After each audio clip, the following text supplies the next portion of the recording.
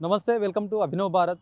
Telangana university ఆది నుంచి కూడా వివాదాల్లో మునిగి తేలిందని చెప్పొచ్చు. ఎందుకంటే గతంలో ఎన్నో వివాదాలు తలెత్తాయి. ప్రస్తుతం 2012లో జరిగినటువంటి ఒక ఇష్యూ మరింత చర్చనీయాంశంగా మారినటువంటి అంశంగా చెప్పొచ్చు.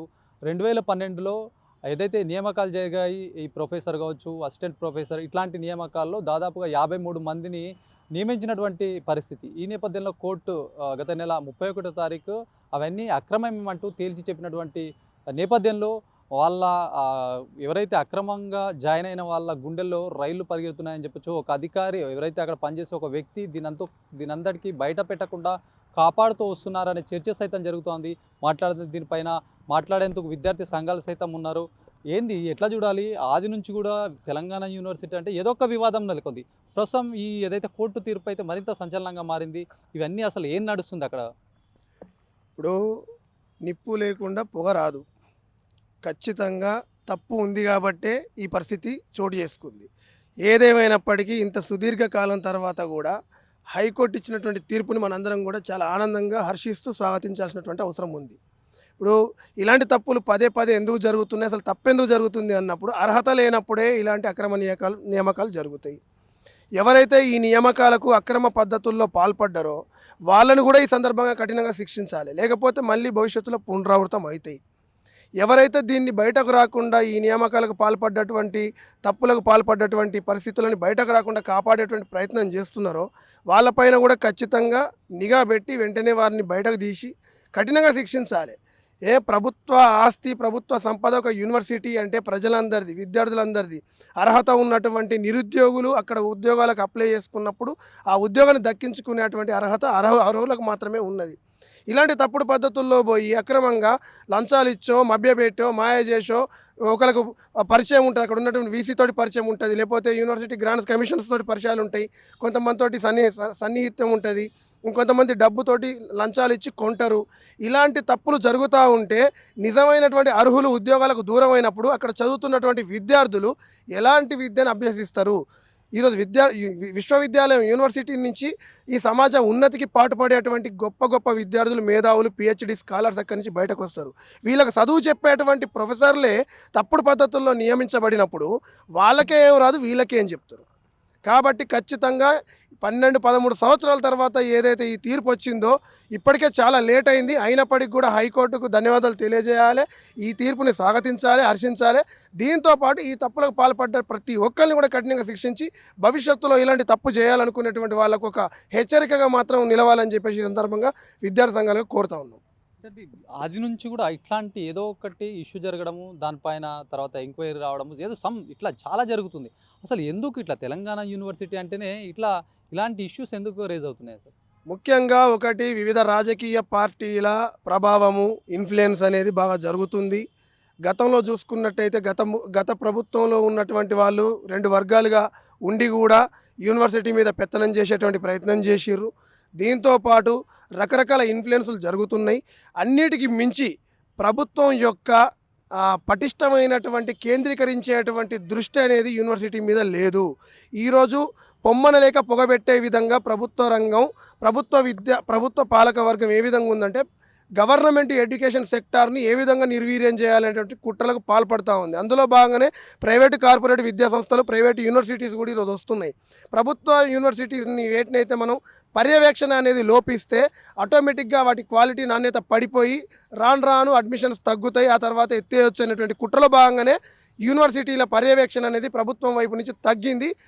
ఆ విధమైనటువంటి పర్యవేక్షణ తగ్గడం వల్లనే భయం అనేది కింది స్థాయిలో, క్షేత్రస్థాయిలో ఉద్యోగుల్లో కానీ, తప్పులకు పాల్పడేటువంటి వాళ్ళకి కానీ భయం అనేది లోపించి ఇలాంటి తప్పుడు ధోరణులకు అవకాశాలు దొరుకుతూ ఉన్నాయి. ఖచ్చితంగా వీటిని కట్టడి చేయాలంటే ప్రభుత్వం కఠినమైనటువంటి పర్యవేక్షణ కేటాయించినప్పుడు మాత్రమే, పర్యవేక్షణ నిఘా పెట్టినప్పుడు మాత్రమే తప్పు చేయాలని అనుకునేటువంటి వాళ్ళ వెన్నులో వణుకు పుడుతుంది. ఖచ్చితంగా ఇవి పునరావృతం కావు. దీనికి కారణం ప్రభుత్వమే, పర్యవేక్షణ లోపమే. అందుకే ఇలాంటి తప్పులు పదే పదే పునరావృతం అవుతూ ఉన్నాయి. ఈ అక్రమ నిర్మాణాలు జరగడానికి అక్కడ ఉన్నటువంటి కీలక వ్యక్తుల ద్వారానే జరుగుతుందా? మళ్ళీ ఈ 2012లో జరిగినటువంటి అంశం దాదాపు 50కి పైగా అక్రమ ఉద్యోగాలు జమించాయి. అక్రమంగా ఇవన్నీ పోస్టులు భర్తీ చేశారని ఒక పెద్ద చర్చ అయితే నడిచిన నేపథ్యం. అంటే అక్కడ ఉన్న కొంతమంది ఇదంతా పాల్పడినట్టు అంటారా? ఎట్లా చూడాలి దీన్ని? ఇప్పుడు యూనివర్సిటీలో ఉండేది వీసీ ఉంటాడు. అసలు చాలా కాలం పాటు యూనివర్సిటీకి వీసీనే లేడు ప్రారంభంలో. ఆ మధ్య ఇదైతే జరిగిన ఈ పీరియడ్‌లో వీసీని ఏర్పాటు చేయాలి, వైస్ ఛాన్సలర్‌ని ఏర్పాటు చేయాలని విద్యార్థి సంఘాలు పెద్ద ఎత్తున ఉద్యమాలు చేసినాయి. చాలా కాలం రిజిస్ట్రార్ నాయకత్వంలోనే యూనివర్సిటీ నిర్వహించబడ్డది.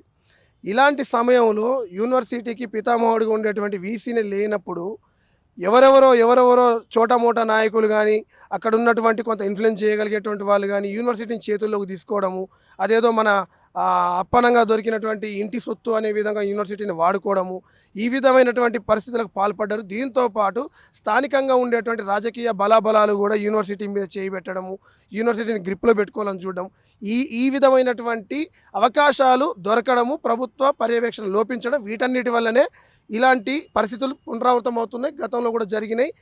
ఇకనైనా ఇవి పునరావృతం కావద్దు అంటే ఈ విధమైనటువంటి కట్టుదిట్టమైన చర్యలు ప్రభుత్వం వైపు నుంచి ఉంటే తప్ప ఇవి పునరావృతం కావు. ఇప్పటికైనా జరిగిన ఇవన్నీ కూడా ఈ అక్రమ నియామకాలు మీరు ఏదైతే అడుగుతున్నారో ఈ 53 మంది ఇవన్నీ కూడా జస్ట్ అక్కడ ఉన్నటువంటి ఇన్ఫ్లుయెన్స్ వల్ల జరుగుతుంది. యూనివర్సిటీలో చాలా ఇన్ఫ్లుయెన్స్లు అవుతూ ఉన్నాయి. తమ భేదాలు అని కాకుండా నా ఎవరు పరాయి ఎవరు అనే విధంగా అక్కడ జరుగుతూ ఉంది. అర్హులకు రిక్రూట్మెంట్స్ అనేవి సరిగా జరగట్లేదు. తప్పుడు ధోరణులకు కారణాలు పర్యవేక్షణ లేకపోవడము, ఇన్ఫ్లుయెన్స్ జరగడం. ఆ ఇన్ఫ్లుయెన్స్ ఏ రకమైన ఇన్ఫ్లుయెన్స్ అని చెప్పుకుందామా అంటే రాజకీయ ఇన్ఫ్లుయెన్స్ అనుకోవచ్చు, అదేవిధంగా వ్యక్తిగతంగా బాగా క్లోజ్గా ఉండేటువంటి ఇన్ఫ్లుయెన్స్ అనుకోవచ్చు, ఇంకా ఏదైనా అనుకోవచ్చు. బట్ ఇన్ఫ్లుయెన్స్ అనేది మాత్రం జరుగుతుంది. ఈ ఇన్ఫ్లుయెన్స్ని ఆపేస్తేనే యూనివర్సిటీలోకి పరాయి వాళ్ళని, విద్యారంగానికి సంబంధం లేని వాళ్ళని, విద్యార్థులకు సంబంధం లేని వాళ్ళని ఎవరిని కూడా యూనివర్సిటీలోకి రాకుండా చూడాలా. ఎవడు పడితే వాడు పోయి యూనివర్సిటీలో అడ్డాలు పెడతా ఉన్నారు. పొద్దునుంచి సాయంత్రం దాకా అక్కడ ఉప్పర్ మీటింగులు పెడతా ఉన్నారు. వైస్ ఛాన్సలర్ ఛాంబర్లో కూర్చుంటా ఉన్నారు. అసలు వాళ్ళందరూ ఎవరు, వాళ్ళకి యూనివర్సిటీకి సంబంధం ఏందని చెప్పేసి ప్రశ్నించాల్సినటువంటి అవసరం ఉన్నది. ఖచ్చితంగా కట్టుదిట్టమైన చర్యలు తీసుకొని ఇలాంటి వాళ్ళని యూనివర్సిటీలోకి రాకుండా ఆపాలి అని చెప్పేసి ఈ సందర్భంగా కోరుతా ఉన్నాం. ఏదైతే 2012లో జరిగినటువంటి అక్రమ నియామకాలు, అసలు ఎందుకు ఈ అక్రమ నియామకాలు అని చెప్పి ఎట్లా గుర్తించారు? అసలు ఏం జరిగినట్టు అసలు? అయితే 2012లో తెలంగాణ యూనివర్సిటీ అప్పుడున్న వీసీ గారు దానికి నోటిఫికేషన్ ఇవ్వడం జరిగింది. అయితే ఆ నోటిఫికేషన్ తర్వాత ఏం జరిగిందంటే, ఏదైతే ప్రొఫెసర్ పోస్టులకు అప్లికేషన్లు పెట్టుకున్న వాళ్ళ దానికి సంబంధించింది రోస్టర్ విధానం అనేది పాటించలేదు. అంటే రోస్టర్ విధానం సంబంధించింది పాటించకుండా కొన్ని డబ్బులు ఎదజూపి వాళ్ళందరూ ఇవాళ ప్రొఫెసర్ పోస్టులు కొన్న పరిస్థితి ఇవాళ తెలంగాణ యూనివర్సిటీలో గాను కనబడుతుంది. తెలంగాణ యూనివర్సిటీకి సంబంధించింది అప్పట్నుండే దానికి కూడా అండర్టేకింగ్ కూడా తీసుకోవడం జరిగింది. హైకోర్టు ఏ తీర్పు ఇస్తే ఆ తీర్పును కూడా ప్రొఫెసర్లు మేము కూడా దాన్ని అంగీకరిస్తామని కూడా తెలియజేయడం జరిగింది. అయితే నిన్న ఏదైతే హైకోర్టు తీర్పు ప్రొఫెసర్లకు సంబంధించింది కొత్త నోటిఫికేషన్ ఇవ్వాలని చెప్పి దాన్ని రద్దు చేయాలని చెప్పి ప్రభుత్వం సూచించింది. దాన్ని మేము స్వాగతిస్తున్నాం. ఆ రోస్టర్ విధానం పాటించని వారిపైన కూడా చర్యలు తీసుకోవాలి. ఆ డబ్బులు కూడా ఎవరైతే వాళ్ళకు నెలకు ప్రొఫెసర్లకు జీతాలు ఇచ్చారో దాన్ని కూడా ఈ యూనివర్సిటీ అకౌంట్కు తరలించాల్సిన అవసరం కూడా ఉందని చెప్పి మేము ఎస్ఎఫ్ఐగా భావిస్తున్నాం. దాంతోపాటుగా 2009లో కూడా నోటిఫికేషన్ ఇచ్చిన పరిస్థితి ఉంది. అప్పుడు కూడా అక్రమాలు అవినీతి జరిగినాయని చెప్పి కూడా ఉంది.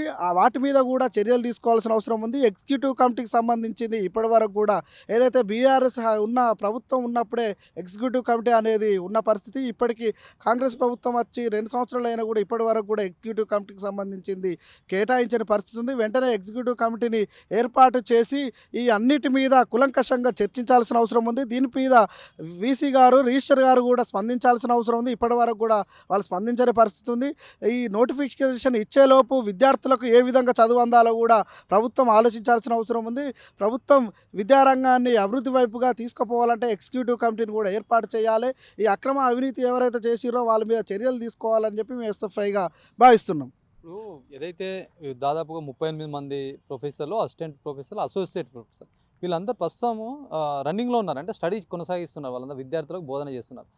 వారి పరిస్థితి ఎట్లా ఉండబోతుంది? హైకోర్టు ఇచ్చిన తీర్పుతో అసలు ఎలా ఉండబోతుంది? అయితే ఈ తీర్పు సంబంధించింది హైకోర్టు తీర్పు ఏదైతే ఉందో దాని మీద ఈ ప్రొఫెసర్లు ఎవరైతే అంటే ఈ యూనివర్సిటీకి 2012-14లో నోటిఫికేషన్లో వచ్చిన వాళ్ళు మేము హైకోర్టు తీర్పు ఏదైతే ఉంటుందో అండర్టేకింగ్ కూడా ఇచ్చిన పరిస్థితి ఉంది.